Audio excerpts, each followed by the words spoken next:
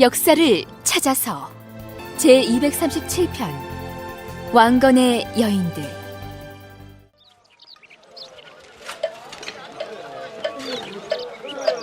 자, 해 떨어지기 전에 마치도록 하라.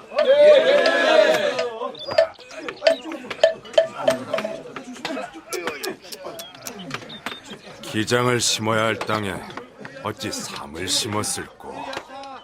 서기 876년 송악산 남쪽 땅, 왕용은 훗날 고려 충선왕이 이궁으로 세우게 될 연경궁터에 집을 짓고 있었다. 왕잉을 찾은 이는 신라 마렵 풍수 지리설의 대가로 알려진 도선국사. 스님, 방금 하신 그 말씀이 무엇인지 깨우쳐 주십시오. 이 근처의 산수를 두루 살펴보니 지맥이 북방 백두산 수모 목관으로부터 내려와 마두 명당에 떨어졌소이다. 댁은 수명이니 마땅히 수의 대수를 쫓아서 36구의 집을 지으면 천지의 대수에 부합하여 명년에는 슬기로운 아들을 둘 것이외다. 아들을요? 아들이 태어나면 건이라 부르시오. 건이라. 스님! 도선 스님! 잠깐만요! 그렇게 도선국사가 예언을 한 이듬해 왕용과 한시 부인 사이에서는 실제로 아들이 태어났으니 그가 바로 사만을 통일한 왕건이었다. 877년에 태어난 왕건은 20살이 되던 896년에 궁예의 휘하에 들어간 후 고구려의 장수가 된다. 뛰어난 전가를 기반으로 궁예의 총애를 받던 그는 40살도 되지 않은 젊은 나이에 백관의 우두머리인 시중의 지위에 오르며 출세의 가도를 달렸다. 그러나 918년 궁예가 독당과 전행을 일삼고 호족들과 대립하면서 의심이 많아져 망국을 자초한다. 그 틈을 탄 신승겸, 복지겸 등의 장수들이 반란을 도모하여 궁예를 쫓아내고 왕건을 추대한다. 이른바 고려 500년 역사의 개막이었다. 고려사를 전공하시고 최근에 고려태조 왕건 연구 저서를 내신 상명대학교 명예교수이신 최규성 교수님을 대담자로 모셨습니다. 교수님 반갑습니다. 안녕하십니까? 네. 앞에서 저희들이 그 도선국사의 예언을 통해서 태조 왕건에 관한 그 탄생 배경과 관련한 얘기를 들었습니다만 어차피 이 얘기는 야사가 아니겠습니까? 그렇습니다. 예. 그렇다고 한다면은 오늘 첫 번째 시간인 것으로 해서 이 야사라고 하는 것이 우리가 역사를 이해하는 데 있어서 어떤 비중을 갖게 되고 또 그 야사는 도대체 그 얘기의 출처는 어디인지 이런 얘기부터 풀어가도록 하겠습니다. 네, 이 야사가 우리 역사에서 어떤 의미를 갖는지부터 좀 말씀해 주십시오. 네. 야사를 얘기하려면 먼저 정사에 대해서 얘기가 있어야 되겠는데 정사는 국가 주도로 일정한 그 편찬 목적을 가지고 쓴 역사책이라 말씀드릴 수 있고 예. 그래서 그 전통적인 편찬 체제라든지 또는 절차에 따라서 국가가 임명한 관리들에 의해서 쓰여지는 것이 일반적입니다. 예. 반면 야사는 개인의 저술들로 전통적인 편찬 절차나 또 양식에 구애되지 않고 개인의 취향이나 가치관에 따라서 비교적 자유롭게 기술하다 보니까 정사가 대상으로 삼지 않은 사건이나 사실들을 마음대로 발굴해서 기술하는 것들이 많게 되죠. 네. 물론 그렇다고 해도 왕실의 존엄성을 다쳐서는 안 되겠죠. 그러지 않으면 큰일 나니까요. 정사의 입장에서 볼 때는 야사를 아주 무책임하게 집필했다고 비난할 수도 있지만 그것이 오늘날에는 더욱 빛나는 보석 같은 그 역사 연구의 자료가 되기도 합니다. 한 예를 들자면은 조선시대 얘기입니다만은 매천야록이라는 야사책이 그렇습니다. 있습니다. 예. 유명하죠? 조선 말기. 네, 조선 예. 말기에. 이 책에 그 황현 선생이 얼마나 조선 왕조를 신랄하게 비판하고 나라가 망해야 되겠다 하는 얘기를 했는지 죽으면서 자손들한테 유언을 내렸습니다. 내가 죽더라도 이 책을 공개해서는 안 된다. 네. 그래서 조선 왕조가 없어진 다음에나 빛을 발할 수 있을 것이다. 이렇게 이제 유언을 했기 때문에 땅을 파고 항아리를 묻고 그 속에다가 이제 꽁꽁 쟁여두었지요. 그렇죠. 그래서 조선 왕조가 망한 뒤에 이제 나와서 지금 빛을 보는데 이건 본다면은 야사를 쓴다는 게 그렇게 쉬운 일이 아니죠. 우리나라의 이 야사들을 뭐 시간 관계상 그렇게 많이 소개할 수는 없습니다만은 고대로부터 정사와 더불어서 함께 있었는데 네. 대표적인 이제 고대의 야사라면 일현선사가 쓴 삼국유사라고 하는 거 그 뭐 여러분들이 다 잘 알고 있죠. 그걸 비롯해서 고려시대의 이승휘의 제왕운기라든지 또는 민지라는 사람이 쓴 편년 강목이라든지 네. 또 지금 쭉 드라마를 말씀하신 그 자료가 됐던 김관휘의 편년통록이라든지 또 고려 말에 이제 등장한 권근의 동국사략 그리고 조선왕조 들어와서 이제 그 동국통감 속에도 고려사 얘기가 많이 있습니다만 뭐 대동야성이라든지 그렇죠. 정말로 예. 많이 있습니다. 네. 저희들이 이제 그동안 그 대동야성이라든가 이런 건 일부를 뭐 참 약간씩 참고를 했습니다만은 이 야사라고 하는 것이 이제 뭐 그 역사가들의 얘기입니다만은 뭐 비속하다. 그리고 이것은 정사라고 하는 것에 대해서 그 잘못된 기록들일 수도 있다. 그래서 그동안 우리가 그 역사 연구자들에게는 사실 달갑지 않은 자료이지 않았습니까? 그렇습니다. 그러나 이제 그 최근에 많이 그 드라마라든가 이런 걸 통해서 알 수 있습니다만 이 정사는 뼈대고 야사는 살이다. 그래서 역사가 살아가려면은 뼈대와 살과 함께 있어야 역사가 살 수 있다. 참 이렇게 좋은 이제 뭐 말씀을 하시네요. 얘기를 합니다만 네. 그런 면에서 저희들이 이 시간을 통해서는 그 역사를 좀 더 살아있는 것으로 이해를 하려고 이 야사를 많이 그 참고하려고 이렇게 네, 얘기하고 있습니다. 그렇군요. 근데 그런 만큼 야사 나름대로 또 특별한 매력이 있겠죠. 그렇죠.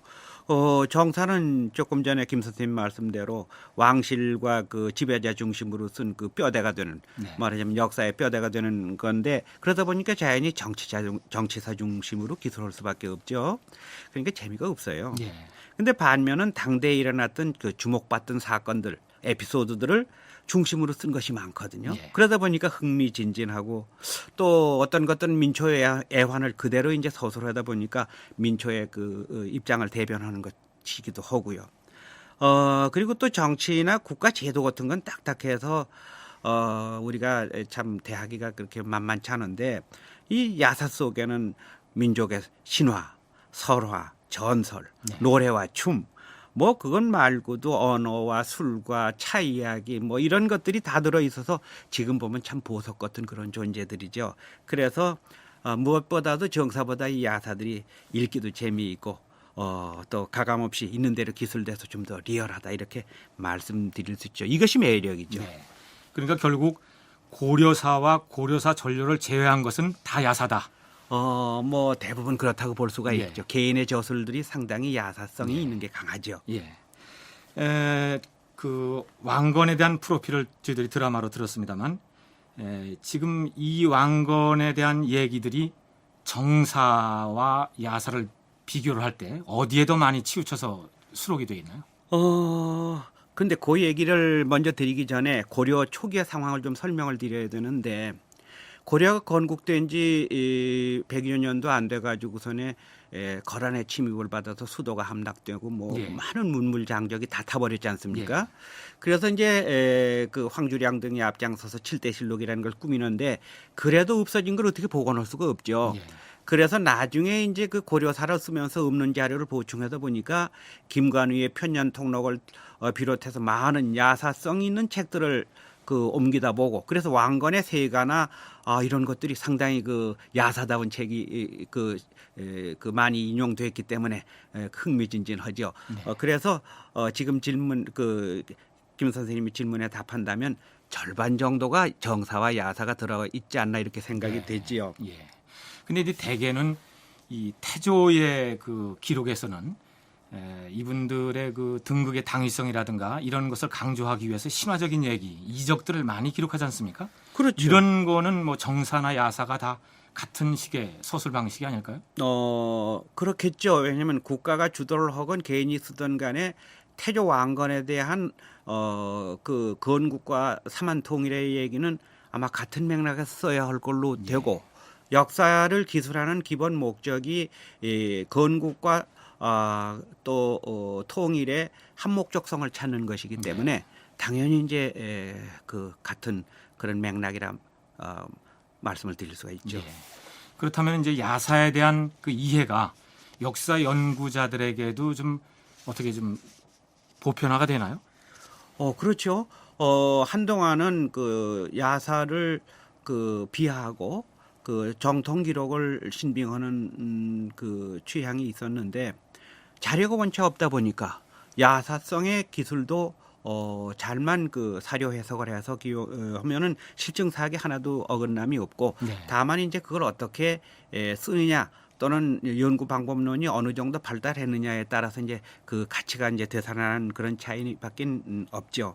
그러니까 아까 황매천 선생님의 말씀을 하셨습니다만 그분도 참 지식인으로서 글을 기록하는 것이 이렇게 어렵다라는 걸 몰랐다 이렇게 한탄을 하셨다는데 그렇죠. 결국 야사든 정사든 그것을 기록하는 사람의 정신이 어떤 것이냐 그럼요. 뭐 이걸로 판단해야 되겠다는 네, 생각을 갖게 그렇습니다. 합니다. 그 황매천 선생 잘 아시다시피 그 참 친일파들이 그 날뛰고 나라 군 운명이 다 이제 그 끝장이 날 때 되니까 그야말로 귀신 망둥이 날릴 때 이 세상 더 살면 뭐하냐 하고 아편 한 주먹 먹고 그냥 죽으면서 참 저항 정신으로 일관되게 그 매천야록을 썼지 않습니까?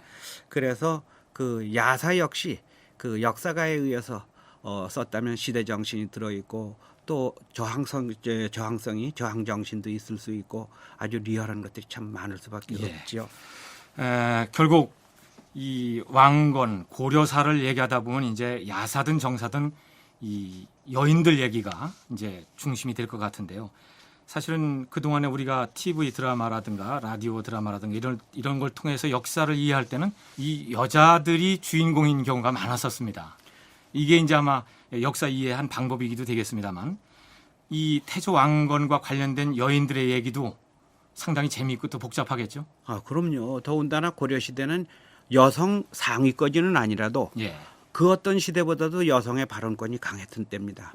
그러니까 말하자면 용감하고 능적인 여성이 많이 활동하던 시대고 또 고려 태조는 궁예 정권에서 제2인자가 되고 또 그 고려를 창업하는 데까지는 여성의 음으로 양으로 도움이 절실하게 필요하고 또 있었고 그렇다고 보이기 때문에 왕건과 얽힌 여자들의 이야기는 빼놓고 야사를 쓸 수도 없고 얘기도 할 수 없으리라고 생각이 됩니다. 예. 뭐 기록에 의하면은 왕건은 25남 9녀를 뒀다고 하고 있습니다. 그렇죠. 뭐 우리가 일반적인 상식으로 생각해도 뭐 10명 이상은 되겠다. 뭐 충분히 이런 짐작이 되는데 왕건과 관련된 왕비, 부인 뭐 이렇게 표현이 될는지 모르겠습니다만 관련된 여인들이 몇 명이나 됩니까? 전부 29분이 계시죠. 29분이 계신데 그 부인으로 맞은 분들의 아버지, 즉 장인되는 분들을 따져보면 일반적으로 호족의 딸만 데려왔다고 생각하기 쉬운데 호족의 딸도 덜어 있지만 그보다도 학자도 있고 은사도 있고 사냥꾼도 있고 또 관리도 있고 외교관도 있고 다양한 집안에서 들어왔습니다. 그러니까 후백제, 신라 이렇게 다 아우르게 되나요? 이제 후백제는 적국이기 때문에 후백제의 왕족은 별로 안 들어왔지만 옛 후백제의 그 관리였던 사람들 또 후백제 그 판도 안에 들었던 호족의 딸들 이런 사람들도까지 포함되는 말하자면 후삼국의 여러 다양한 계층의 인사들이 이 딸을 왕건한테 납비시켰다 이렇게 말씀드릴 수가 있네요. 그러면 이제 얘기를 이제 시작하자면은 첫째 부인, 첫째 왕후 얘기가 되겠는데 신의 왕후라고 이렇게 우리가 부르게 되지 않습니까? 그렇습니다. 이분에 대한 그 기록은 뭐 정사나 야사나 똑같이 다 비중을 뒀겠죠. 엄밀히 얘기하면은 신의 왕후 얘기도 정사 야사를 구별할 수가 없고 이것이 딱히 어디에서 체록이 됐다 이렇게 볼 수가 없습니다. 왜냐하면 모두에 말씀드렸듯이 고려 초기에 수많은 전적들이 불타 없어졌기 때문에 그저 남아있는 책들을 가지고 또 부분적으로 고려 왕조실록은 아마 고려 말까지 유지되어 있었기 때문에 보존되어 있었기 때문에 기술을 했지만 아주 짧게 불과 몇 달락으로 그치기 때문에 완전히 구별할 수는 없습니다. 그러면은 이 첫째 부인인 신의 왕후를 좀 더 우리가 이해하기 위해서 결국 뭐 왕건을 이해하는 방법으로서 첫째 부인의 얘기를 야사를 통해서 드라마로 꾸민 것을 먼저 듣고 또 다음 말씀을 나누도록 하겠습니다. 서기 901년 왕건은 평안북도 정주 땅을 지나고 있었다.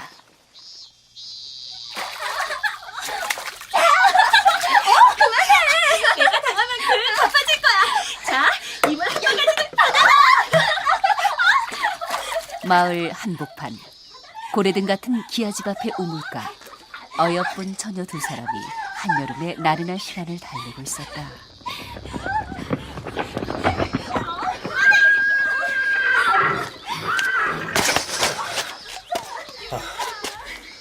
목이 타서 이리로 말을 달렸어. 낭자, 물 한 바가지만 주구려.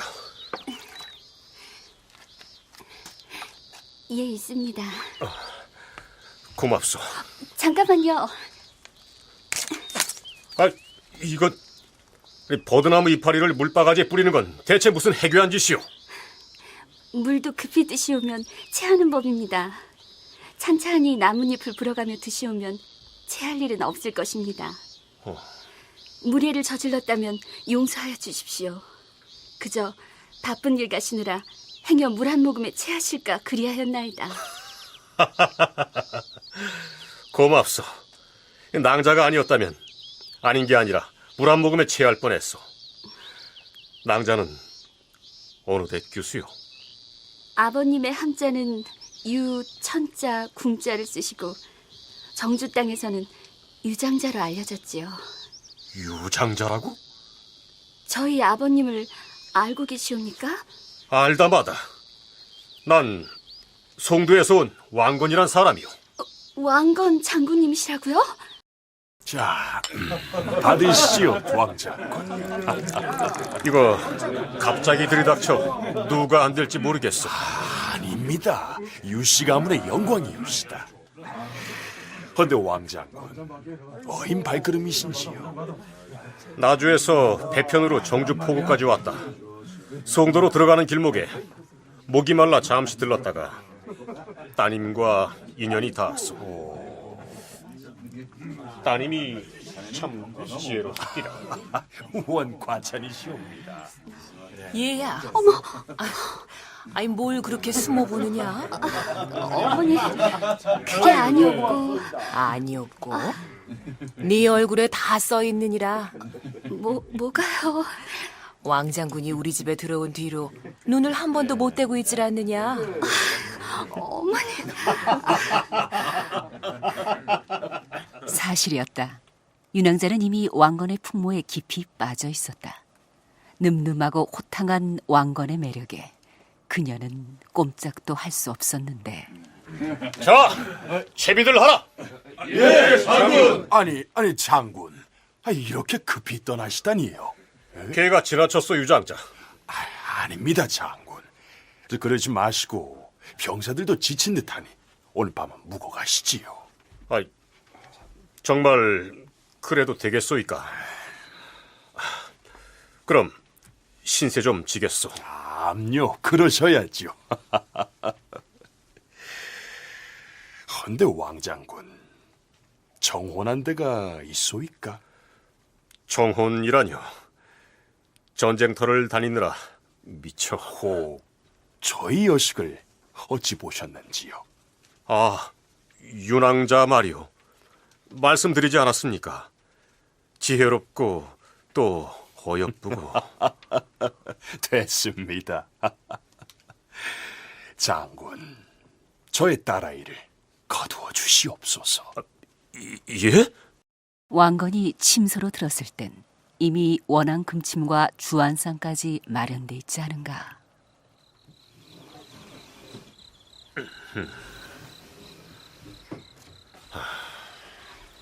장군님, 잔을 올리겠사옵니다. 자, 함께 드십시다. 합한주요, 낭자. 예, 장군님. 대장부로 태어나 어쩌다가 이렇게 전쟁터를 누비는 신세가 됐소. 진정 대장부의 길이라 여기옵니다. 허나 언제 목을 내놔야 할지 모를 일이오. 인명은 제천이라고 알고 있사옵니다. 소녀 장군을 따르겠습니다. 유천궁의 집을 떠난 왕건은 전쟁터에서 전쟁터로 옮겨 다니는 동안 이내 윤왕자를 잊었다. 그 무렵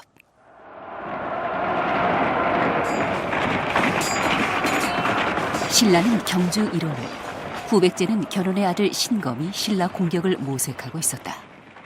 삼국의 주도권은 점점 태봉으로 기울고 있었다. 그러나 궁의 잔혹한 정치로 인하여 민심은 점점 이반되고 대신 왕건의 부상이 두드러지기 시작했다. 궁예의 이인자가 된 것이다. 한편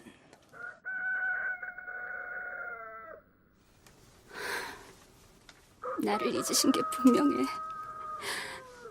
처음부터 나 같은 건 안중에도 없었을 터.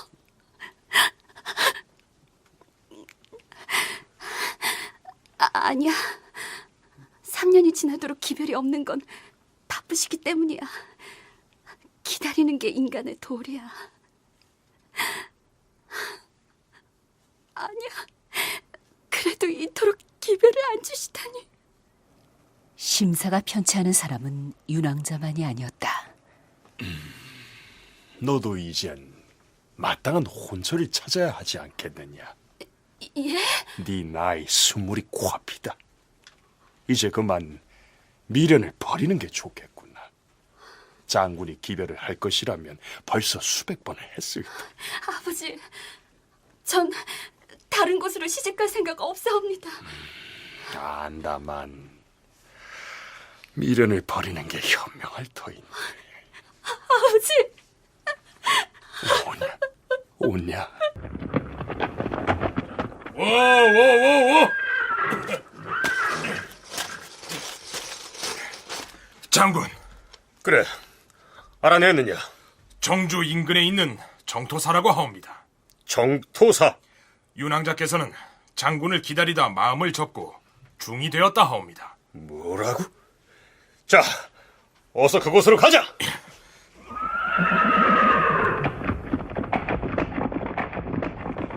왕건은 이내 말을 달려 평안도 정주의 정토사로 향했다.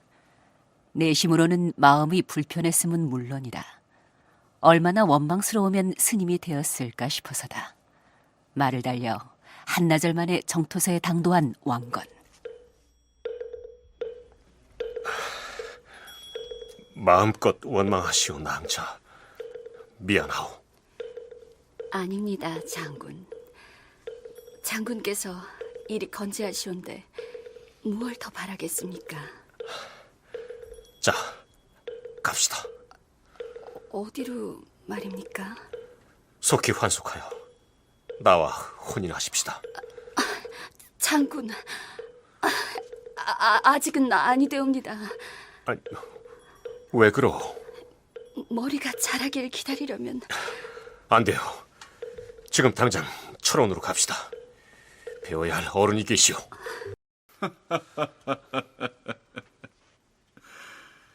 그대가 왕시중과 혼례를 언약한 낭자라고. 예. 왕시중, 하필 비구니와 혼례를. 그래, 어느 집안 규수요? 아래옵기 황공하오나 정주 유장자 천궁의 따님이옵니다.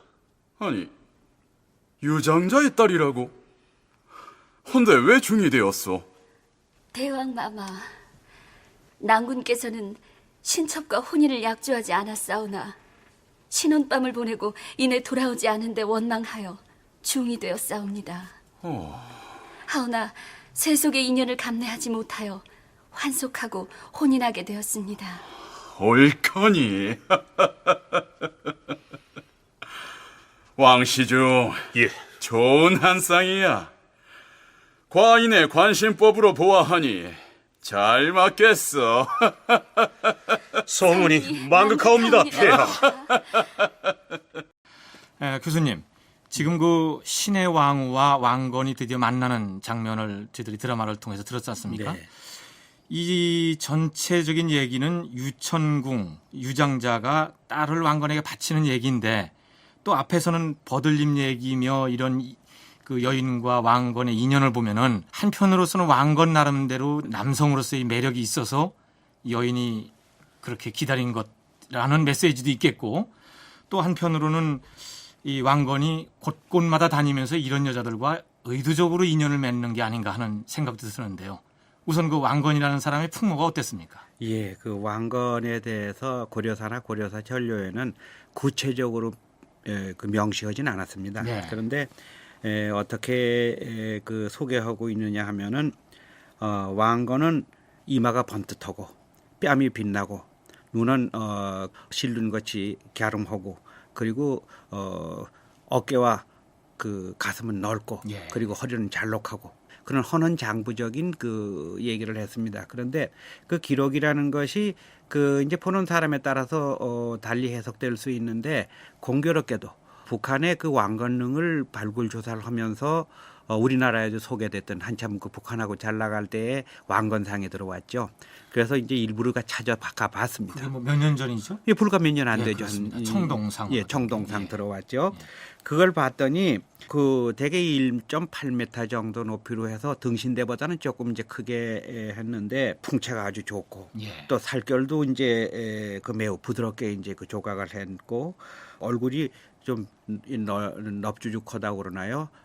그렇고 턱이 좀 늘어졌는데 그건 아마 말년에 그 왕건상을 그대로 묘사를 한 거라 그렇고 또 그뿐만 아니라 눈은 가늘고 날카롭다고 할까요?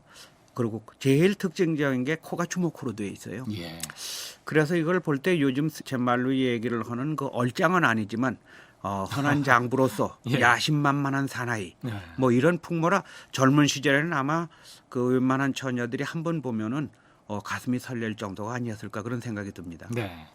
그러면 이 유장자가 그 딸을 바칠 때는 이 왕건의 어떤 미래를 예측하고 크게 될 사람이다 이렇게 생각하고 줬을 수도 있겠고 왕건 스스로도 이런 지방에서 이런 여자들을 마음에 뒀다라고 하는 거는 앞으로 자기가 무언가를 할 때 이거 써먹겠다 이런 뜻도 있었지 않았나 생각이 그 되는데. 김 선생님 지적이 아주 딱 맞습니다. 예. 왜 그러냐면 제가 논문을 그 왕건의 이제 그 결혼 관계로 논문을 한 편을 발표하면서도 이제 그런 말씀을 썼는데 우선 그 당시 시대가 어떻게 바뀌어졌느냐 하면 군웅이 할거하던 호족의 시대가 이제 청산이 되고 고구려, 백제 물론 역사상은 후고구려, 후백제 합니다만 신라로 이렇게 후삼국이 정립되면서 분열이 통일로 가거든요. 그렇죠. 그럼 지금까지는 유장자 입장에서 볼 때는 정주에서 내놓으라 하고 세력가고 돈도 많고 하지만 앞으로 어떻게 그 될지는 불안하죠. 예.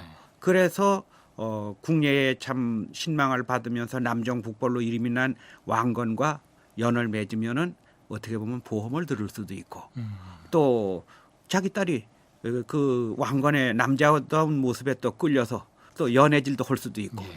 왕건의 입장에서 본다면은 포부가 대단히 컸던 사람이고 그 도선이 실제로 왕건과 결합이 됐든 안 됐든 간에 기술은 그렇게 돼 있고 도선이 가면서 육도 삼약이며 도선비기 같은 걸 주어서 네. 참 난세에 천하를 광정할 만한 그런 이제 그릇으로 클 수 있고 국왕이 될 욕심까지도 어쩌면 갖고 있었다고 본다면 단순히 이 국내의 하수인이 돼서 그 전쟁터만 누빌 게 아니라 이왕이면 자기의 어떤 우익이 될 세력을 심을 필요가 있었겠죠. 그런데 이 정주 포구라고 하는 데가 어디냐면은 그 고구려가 후백제를 치는 데 있어서 수군을 떠내보내는 아주 전략성 요충 지역이거든요. 그래서 여기에 자기의 그 우익으로서 그 처갓집이 하나 있다면 믿을만하죠. 그 두 사람의 어떤 매력이라든지 상대방에 대한 요구라든지 이런 것들이 맞아 떨어졌으니까 그렇겠죠. 예. 결혼으로 이어졌다 이렇게 예. 볼 수가 있죠. 그러니까 호족들로 봐서는 미래를 위한 보험이 되겠고 그렇죠. 왕건으로서는 일종의 그런 인질 개념으로 또 자기를 지지할 만한 지지 세력을 그렇죠. 심어주는 예. 그런 그러니까 것이 결국 되겠죠. 29명과 결혼을 했다는 건 정략성이 짙은 거라고 봐야 되겠죠. 정략성이 짙죠. 예. 그리고 또 하나는 그 보답성도 짙습니다. 이제 기회 되면 또 말씀드릴 기회가 네. 있겠죠. 그러면 이 신의 왕후에 대한 그 정사 기록을 좀 더 말씀해 주시죠. 예. 정사에는 이렇게 되어 있습니다. 대개 그 드라마 내용과 유사한데 태조가 궁예왕의 부장에 대해서 정주를 지나다가 커다란 고목나무 밑에서 말을 휴식시키고 있는데 신하왕후가 그 길가 내가에서 서 있더라는 겁니다. 그래서 태조가 그거 아주 참 잘생기고 덕성스러움에 이제 반해가지고 누구의 딸이냐 이렇게 물었더니 이거울 그 장자집의 딸이라 이렇게 해서 이제 태조가 그 집에 가서 하루를 유숙하게 됐고 얼마나 큰 부자였느냐면 태조가 끌고 갔던 전 군대를 향응을 하는데 참 흡족하게 먹일 정도라니까 그건 뭐 100석 200석짜리 부자로는 도저히 그 못하는 짓이거든요. 그러니까 대단한 이제 부자였고 또 이제 그날 밤에 그 시침케 했는데 그 시침케 하는 거는 이제 문학사적으로 보는 거냐 역사적으로 보느냐에 따라서 그게 관습이었느냐 아니냐 할 수도 있고 그렇겠죠. 네 그렇지만 어쨌든 뭐 두 사람의 의견이 합치됐으니까 시침했지 뭐 그냥 싸구려 여인이 아니지 않습니까? 그래서 이제 그날 떠나는데 그 이후는 연락이 끊어졌다는 거죠. 뭐 군문에서 살았으니까 남정북벌로 오고 가는데 그 한 여성을 뭐 머릿속에 두었겠습니까? 그랬는데 그 나중에 이제 중위도에서 정절을 지키고 있다는 얘기를 듣고 아차 해가지고 불러서 부인을 삼았다는 거죠. 네. 그 이제 그 드라마 내용하고 같고 더 이제 중요한 거는 그 고려사에도 강조해서 얘기를 했는데 그 구테타 직전의 모습이 나옵니다. 이제 홍유, 배한경, 신순겸 등이 이 왕건집을 찾아와서 지금 일이 이렇게 됐는데 백성은 도탄에 빠지고 참 의지할 데 없는 그 많은 그 많은 사람들이 신음하고 있으니 이제는 궁예를 또 쫓아내고 즉위하셔야 됩니다 하고 이렇게 이제 상의를 갔는데 거기 신의 왕후가 있으니까 눈짓을 해서 이분이 들어서는 안 되겠다. 그래서 무슨 얘기를 했냐면 후원에 지금 참여가 익은 것 같은데 가서 따오시는 게 어떻겠습니까? 그게 예. 이제 고려사에 나온 얘기입니다. 예. 예 하고 눈치를 채고 나갔다가 살그마니 이제 들어와서 휴장 속에 그 숨어서 듣자 하니까 이제 나시셔야 됩니다. 궁예를 몰아내야 됩니다. 예. 그런데 왕건이 아주 낯색을 바꾸고 나는 못한다. 이신돌군을 내가 어떻게 하겠느냐. 이랬더니 숨어있던 신의 왕후가 나와가지고 일개 아녀자가 들어도 의분을 참지 못하겠는데 그러실 수가 있겠습니까? 해서 갑옷을 떼어다가 입히고 등을 밀어서 내보냈다는 겁니다. 예. 이래서 이제 그 중장의 호의를 받고 나가서 그 구테타를 해서 이제 왕이 오르는데 그만큼 맹렬 여성이고 아주 참 마음이 크고 대담하다고 할까? 그런데 이 신의 왕후가 일찍 죽었고 뭐 요절이라고 표현하는 곳도 있습니다만은 그러다 보면 결국 후사가 없었다는 얘기 아닙니까? 그렇습니다. 후사가 없습니다. 그래서 그것이 이제 오게 튀기고 또 왕건의 입장에서는 안타까워서 예. 또 정주 유씨들의 국가에 대한 공헌은 그 무시할 수 없을 정도로 컸고 그래서 유덕영의 이제 딸을 신의 왕후의 이제 그 아마 뭐 삼촌이 될지 누구는 잘 모르겠습니다만 그 친척의 딸을 들이다 제6황후로 삼으니 그분이 이제 정덕왕후이죠. 네, 네. 결국 이 신의 왕후는 신순겸, 홍유, 배현경 이런 그 적극적으로 이 등극에 기여했던 부하들에 못지않는 기여를 한 그런 부인이 되겠네요. 네, 그렇습니다. 그러면은 다른 그 여러 많은 부인들과 이 정략 결혼이 어떻게 이루어지는지 그 얘기 한 토막을 더 듣고 말씀 계속하도록 하겠습니다. 네, 그렇게 하도록 하죠.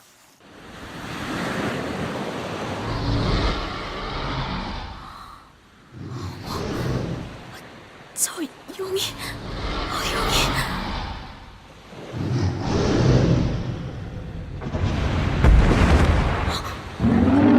저걸 어째 용이 하늘로 오르다가 고기배로 떨어져 저걸 어째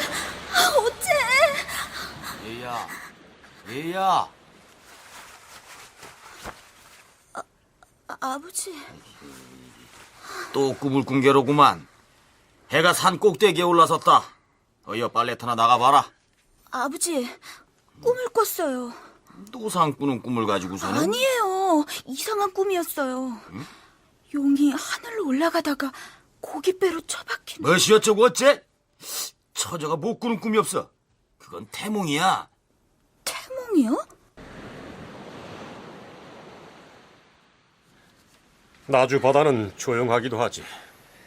난다 긴다 하는 백제 귀족들까지 남김없이 장군 앞에 무릎을 꿇었기 때문일 것이옵니다.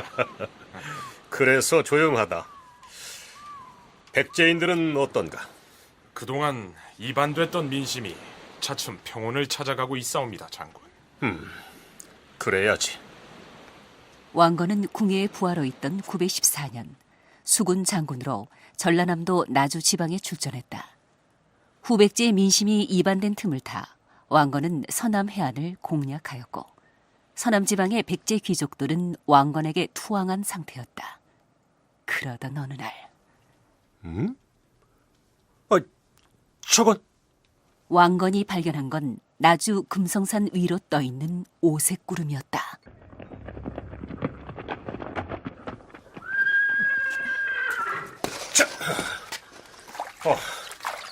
참 이상하군. 무슨 일이시옵니까? 나는 이 나라의 왕건 장군이오. 배 위에서 민가 마을을 바라보고 있던 차에 오색의 운기를 보고 냉큼 달려왔소만. 안악은 신분이 낮은 나주 호족의 딸인 오씨. 대대로 목포에 살던 다령군의 딸이다. 후비 열전에 따르면 일찍이 오씨의 꿈에 포구에서 용이 뱃속으로 들어가는 꿈을 꾸고 놀라서 부모에게 그 이야기를 하니 부모도 기이하게 여겼다고 한다. 그러던 어느 날 오씨는 왕건에게 이끌려 인연을 맺게 되는데 낭자, 장군, 가만히 있자. 가문이 미천하니 회임을 시켜서는 안 될 터. 장군, 무슨 생각을 하시옵니까? 아니요. 자, 이리로. 왕건은 오씨 낭자와 동침을 하였는데 그녀의 가문이 보잘것없음에 임신을 피하고 싶었다. 그래서 정액을 돗자리에 배설하였는데 오씨 낭자는 그것을 즉시 흡수하여 임신에 다다른다. 오냐, 고추를 달고 나왔구나. 아니, 이건 오씨가 출산한 아이의 얼굴엔 돗자리 무늬가 새겨져 있었다. 그가 곧 주름살 임금으로 불리는 해종이었다. 네, 이거 그냥 우리가 책으로 들으면은 뭐 이런 허무맹랑한 얘기가 있느냐 하지만 이렇게 또 드라마로 꾸며서 들으니까 뭐 그럴 듯하다 하는 그렇죠. 생각이 드네요. 네, 재미있네요. 예, 이게 이제 장화왕후가 이제 2대 부인 아니겠습니까? 그렇습니다. 이분도 일찍 죽은 걸로 돼 있는데 제일 부인은 등극하는 데 기여를 했다면은 네. 이 여자는 그래도 나름대로 후사를 잇는데 크게 기여했죠. 역할을 한 그런 부인이 되겠네요. 네. 이 부인 얘기인데 이분이 나주 홍융동, 지금은 나주시 송월 6동이라고 이렇게 행정지명으로는 나오는데 왜 이 당시는 아직 등극하기 이전이 아니겠습니까? 그렇죠. 여기까지를 왜 갔을까요, 왕건이? 예, 왕건이 간 이유는요. 참 아주 드라마 같은 그런 후삼국 역사가 이때부터 일어납니다. 네. 왜냐하면 처음에 후백제를 건국했을 때는 나주 일대가 전부 깃발을 들고 견훤한테 이제 충성을 바쳤거든요. 네. 근데 견훤이 욕심을 내 가지고 신라를 정벌을 하려고 경주를 향해 나가다가 그만 이 합천 전투에서 대패를 합니다. 이름 없는 참 노장들한테, 신라 노장들한테. 이러니까 사기는 떨어지고 그러니까 그 당시 이제 건국 초기니까 군대가 사기 떨어지면 그건 장래가 없거든요. 이래서 사기를 높인다고 지금 나주 일대에 군대를 풀어놓고 노략질을 시켰습니다. 네. 그리고 생각해 보세요. 나주 사람들은 아무 죄가 없죠. 900제를 건국하고 나라를 세웠을 때 참 만세 부르고 나가서 세금도 내고 군량미도 대고 이랬는데 느닷없이 그 후백제 군들이 노략질을 하니 이거 참 가슴 아프잖아요. 이래가지고 하루아침에 이제 마음이 돌아서 가지고 참 사절을 궁리한테 파견해가지고 만약에 군대를 파견하면 우리가 당신한테 붙겠습니다. 이렇게 해서 나주 일대가 궁예한테 붙게 되고 네. 뭐 궁예는 얼마나 뛸 듯 기뻤겠습니까? 이래서 그렇겠죠. 이제 네. 왕건을 수군 대장으로 삼아서 내려가 가지고 금성군 일대 10여 개 성을 차지해 가지고 나주를 설치하고 궁예에 바쳤죠. 그랬던 겁니다. 예. 그러고 그런 면에서 이제 나주가 이제 고려사에서는 중요한 아주 중요한 곳으로 역할을 나타나고 하죠. 많이 또 이제 앞으로 얘기가 되겠습니다만 이제 앞에서도 그야말로 드라마 같은 얘기인데 이 돗자리 주름 예. 또 이 주름살 임금이라고 하는 이 얘기가 정사에는 기록이 돼 있나요? 네, 정사에 기록이 되어 있습니다. 그래서 제가 생각한때 15세기에 참 근엄하고 유교적 합리주의로 똘똘 뭉쳐 있었던 성리학자들이 고려서를 쓰면서 어떻게 이 점잖지 못한 얘기를 그대로 그렇죠. 썼을까? 예, 예. 그런데 그 유교 사관 속에도 있는 것을 그대로 쓴다. 그러니까 고려 왕조실록에 있던 어디에 있든 간에 있는 것은 그대로 쓴다는 정신 때문에 이제 그대로 넣고 특히 이제 문제가 되는 거는 과연 서로 성관계를 맺으면서 너무 미천해서 회임은 안 시키려고 했다. 이것을 그대로 볼 수가 있느냐 이제 하는 문제가 있고요. 어쨌든 그 고려사 얘기대로 한다면은 참 그 같이 자면서 마지막 순간에 이제 돗자리 위에다가 정액을 방출했기 때문에 얼른 이제 주워 담았다는 얘기죠. 그래서 이제 회임을 했다는데 어떻게 본다면 한국 그 인공수정의 첫 번째 얘기가 아닌가 싶은데 예. 그건 농담이고요. 어쨌든 간에 참 장차 태조의 뒤를 이어서 위대한 고구려의 고구려는 같은데 고구려의 그 황제가 되는 분한테 이런 참 수모스러운 얘기를 남겼다는 건 뭔가 좀 미심쩍고 뭐 꿍꿍이가 있지 않나 그런 생각이 들죠. 예. 결국 이제 정종, 해종으로 이어지는데 이 부인들이 아까도 말씀드렸다시피 29명이나 되고 이 부인의 성씨가 뭐 홍씨, 서씨, 신씨, 김씨, 왕씨, 황보씨까지 있는 걸로 보면은 이제 본격적으로 이 왕권 다툼, 이 부인들에서 난 소생들 간의 이런 권력 다툼이 이루어진다고 보는데 이제 그런 측면에서 이 정종이 비하하는 뜻으로 이런 말을 만들어내지 않았을까? 네, 정종 시대의 사학가들이요. 예. 그 말씀이 맞을 겁니다. 왜 그러냐면은 그 고려사 해종조에 보면 어떻게 그 해종을 그렸냐면 아주 헌한 장부로 정말로 대장부답고 전쟁터에선 용감하고 그래서 왕건 다음으로 후삼국 통일에 기여한 인물로다가 이제 그 묘사되어 있거든요. 네. 그런 사람을 그 고려사에 참 태어나면서부터 나중에 참 비겁하게 죽을 때까지 얘기라는 거는 후대 사가들이 그 가피를 하지 않고는 왜곡을 하지 않고는 그렇게 기술할 수가 없거든요. 그렇죠. 그래서 그 해종의 뒤를 이어서 등장했던 그 왕으로 즉위했던 정종이 뭐 꼭 지시를 안 했더라도 또 아부하는 그 사람들이 있었을 테니까 해종의 업적을 실록 속에 그렇게 잘못 기술된 게 아닌가 그렇게 되고요. 왕건이 제일 사랑했던 사람은 사실은 장황호 씨입니다. 왜 그러냐 하면은 미모도 수려하고 또 그뿐만 아니라 장황후와 그 가족들 목포 오씨 집안이 왕건을 위해서 참 봉사하고 노력을 하다가 후백제의 침략을 받아가지고서는 멸문지화를 당하거든요. 네.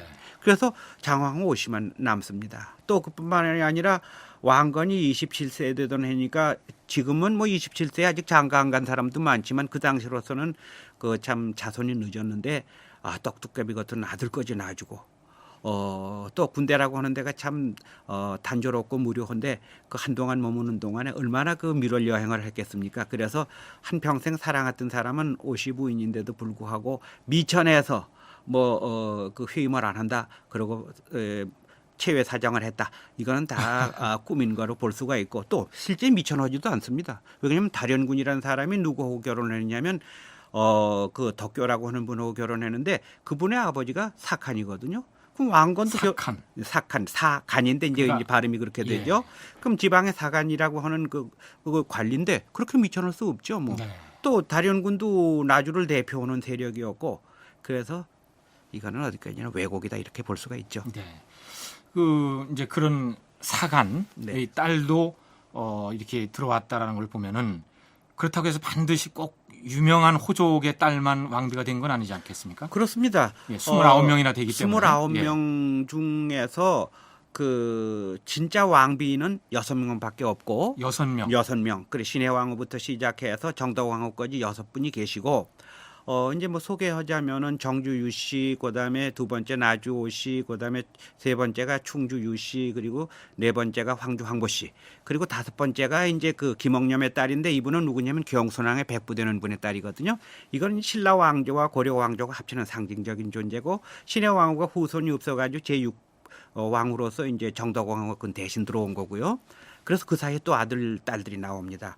나머지는 전부 부인이죠. 그러니까 6대까지만 정비가 되고 정비고. 나머지는 부인으로 네, 호칭을 처음부터 해도. 그렇습니다. 네. 예. 그러니까 고려는 황제국가 체제로 나갔기 때문에 전부 황후고 6분은 예. 나머지는 뭐 덕비, 귀비, 무슨 희은비 하는 그런 부인에 해당되는데 그분들을 나눠보면 또 둘로 나눌 수가 있습니다.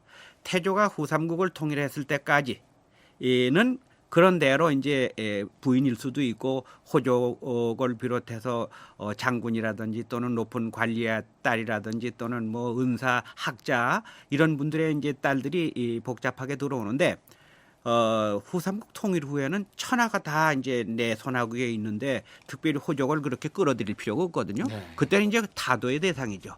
그래서 통일 이후에 맞아들인 나머지 그 13분의 왕비 되는 분들은 그동안 그 왕건을 위해서 몸바쳐 물심양면으로 크게 공헌한 분들을 우대하는 차원에서 네.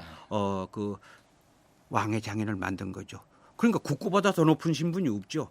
그러니까 그 노력한 거에 대한 그 사례로서 그 국구 신분에 올린 것, 나라의 그 장인의 신분을 올려준 거죠. 네. 참 왕건은 대단한 분이에요. 그래서 네. 저는 이제 여러 번 강연을 하면서 사자의 용맹과 여우의 관계를 함께 가진 분이라고 할 정도로 예. 어떻게 본다면 삼국지에 나오는 조조와 아주 비슷한 인물입니다. 네. 물론 이제 비열하고 그런 건 아닙니다만은. 저희들이 참 역사를 이해하고 또 이런 방송을 통해서 상식화하는 데 있어서 이 용어 네. 이게 참 어렵거든요. 아 그렇죠. 그 저도 이제 쉽게 표현하기 위해서 이제 제1부인, 제2부인 이렇게 말씀을 드렸습니다만 이 당시에 모두 왕후 뭐 또 어떻게 불렀습니까? 이 품계가 어떻게 되나요? 예, 그게 고려사의 그 후비 열전에 후비 열전. 네, 후비 예. 열전의 그 법례로 처음에 나오고 있습니다. 그래서 그 고려는 황제국을 지향했기 때문에 그 황후제도도 역시 그에 따랐거든요. 네. 그래서 후비 열전의 법례에 본다면 고려의 제도에는 왕의 어머니는 왕태후로 하자. 왕태후. 왕태후로 네. 하자. 그리고 적천은 왕후라고 한다. 그러니까 왕태후는 한 분밖에 안 되는 거네요. 29명 중에서 아니요. 두 분. 네. 두 분이 되네요. 네, 두 분이 되죠. 그러네요. 혜종의 어머님하고 정종, 광종의 어머님하고 왕태후라고 하고 적천은 이제 왕후라고 한다. 적천은 네. 큰 마누라의 정당한 부인은 그리고 이제 그 나머지는 부인이라고 칭하는데 그건 이제 당나라도 한 가지고 중국도 한 가지만 귀비, 숙비, 덕비, 현비 이런 이름으로 이런 것들은 이제 이런 명칭들은 부인이 되는 거죠. 그리고 모두 다 정일품으로다가 이제 정했습니다. 네. 그렇게 돼 있어요. 예. 많은 말씀이 더 있습니다만은 이 나머지 부인들 대략적으로 좀 설명해 주시죠. 어떤 여인들이 또 왕건과 관련을 맺었는지요. 나머지 부인들은 우선 그 왕건이 그 천하를 어떻게 이제 그 통일할 것이냐 포석을 놓으면서 예. 그 건국 초기부터 머리를 썩히던 세력이 있습니다. 그 세력이 누구냐면 지금 강릉 지방 명주죠. 명주. 강릉 지방에 그 순식이라는 세력이 있어요. 이 순식은 제가 보건대 국내에 이제 아주 믿음을 그 얻었던 장군 같은데 국내하고만 구데타로 죽임을 당하니까 왕건에 대해서 반감을 가질 수밖에 없죠. 그래서 오랫동안 그 왕건을 괴롭혔죠. 그래서 이제 극적으로 항복을 받아내고 하는데 항복을 받아내도 그 마음을 놓을 수가 없죠. 그래서 그렇겠죠. 그 바로 밑에 있던 광경이라든지 이런 사람의 딸들을 부인을 맞아들입니다. 그러면 이제 이 관경이 만약에 이제 그 왕건의 장인이 됐다면 기를 쓰고 순식을 감시하고 견제했겠죠. 예를 들자면 또 그뿐만 아니라 그 왕건이 국왕이 되고 삼국을 통일하는 데 있어서 크게 기여한 세력들이 폐서 세력입니다. 그래서 이 폐서 세력들의 이제 그 박수경이며 이런 사람들의 딸들을 왕비로 이제 맞아들이고 또 신라와 통합하고 나서는 그 김옥념의 딸을 네. 정식왕으로 맞아들이는 그런 이제 얘기가 되죠. 예, 잘 알겠습니다. 오늘 시간에는 918년에 고려의 문을 열어서 1392년 475년간의 고려사의 도입부로서 왕건과 왕건의 부인들, 여인들 얘기를 들어봤습니다. 오늘 함께해 주신 분은 상명대학교 명예교수이신 최규성 박사님과 함께했습니다.